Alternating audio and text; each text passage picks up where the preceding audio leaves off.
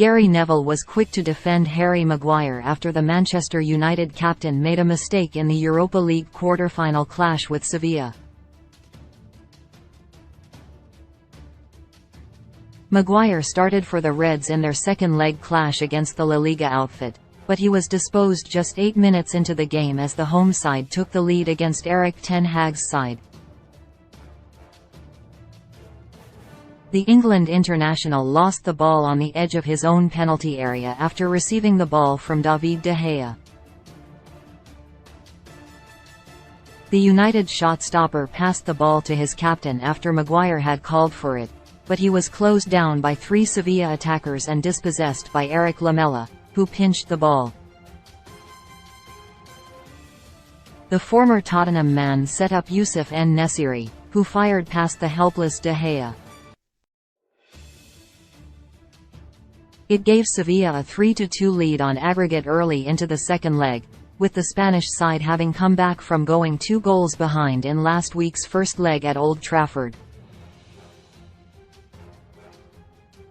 While Maguire came under criticism for the goal, former defender Neville blamed de Gea, rather than the England centre-back. He tweeted, "Maguire will get battered, but that pass from de Gea I wouldn't like." Paul Scholes, speaking on BT Sport, added, "Just get rid of it. Clear your lines. I can only think of one centre-half in world football who would want the ball in that position and be able to handle it. Harry Maguire is not one of them. David de Gea can see that. He can see that there's 3 men around him and he isn't comfortable in that position.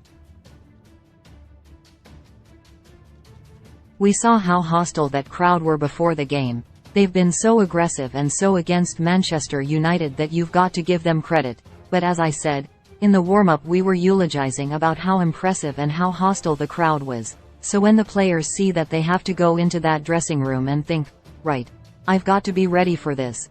My first touch has got to be ready."